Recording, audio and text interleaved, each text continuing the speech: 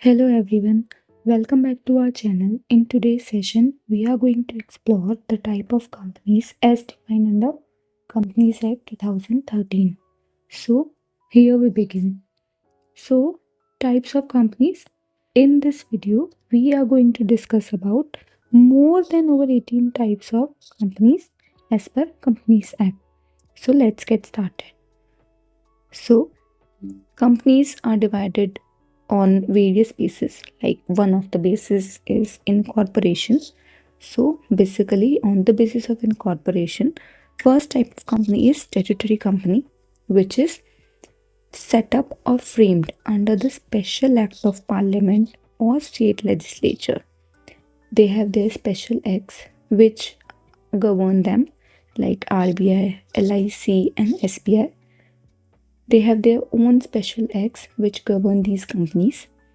Then there is registered companies. In this, the companies which are registered under Companies Act 2013, like some companies are Reliance and Tata, they are registered under Companies Act 2013. So these are called registered companies.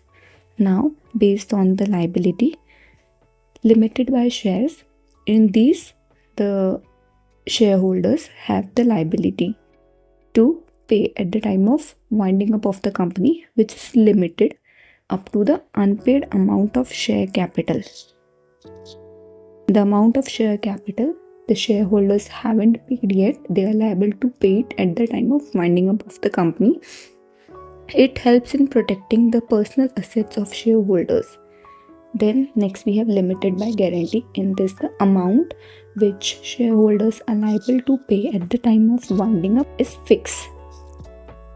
Okay, so and it is basically used by NPOs and various education institutes. Then we have unlimited liability. In this, the personal assets of the shareholders are also liable in case of winding up of the company. If shareholders are not able to pay, then their personal assets are also liable. Then we have one on based of members. We have one person company in which only one person is required to form a company. He is the only sole operator, owner and controller of the business. In this, the full control of the business is in the hands of a single owner and he has a limited liability. Then we have private company. In this, minimum 2 people are required and maximum 200 people are required to form a company. Then we have public company, in which minimum 2 and there is no limit on the maximum number of members. Generally, these companies are listed and they have more strict rules and regulations to be followed. Then on the basis of control, we have holding company. Like suppose A Limited has acquired majority of voting powers or shares in the company B Limited, then A Limited, which is holding majority of shares and voting power, is holding company, and in company in which the A holds majority shares is known as subsidiary company. Then we have associate company. In this, if a company has more than or equals 20 to 50% of shares or voting power, then the company is called associate company, which is also known as significant influence, which means if A is having significant influence in B Limited, then A is the associate company. Then on the basis of ownership, we have government company. As the name suggests, maximum ownership or share capital is held by whom? The government. Like Indian Railways and SBS, majority stakes are held by government only, so it is a government company.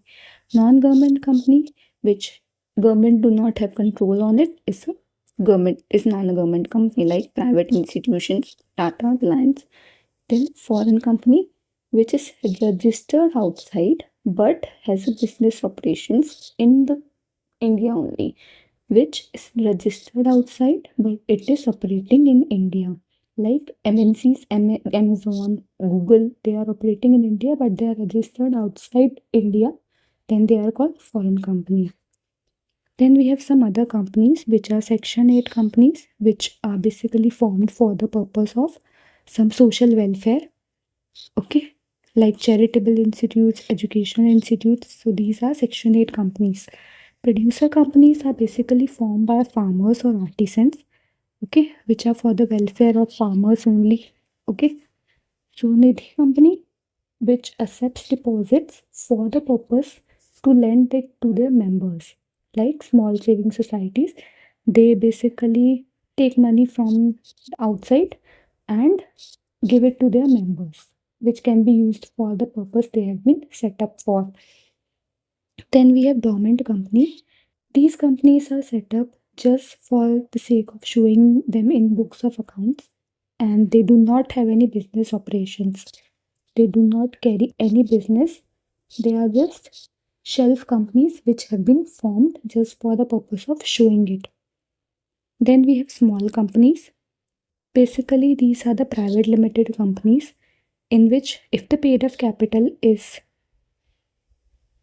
not exceeding 4 crore, maximum limit the capital is 10 crore, and turnover, if it is not exceeding 40 crore, maximum limit is 100 crore, then it will fall in the small companies categories. These do not include public companies, holding companies, subsidiary companies, Section 8 companies, and companies under Special Act. So that's it for today. Thank you very much.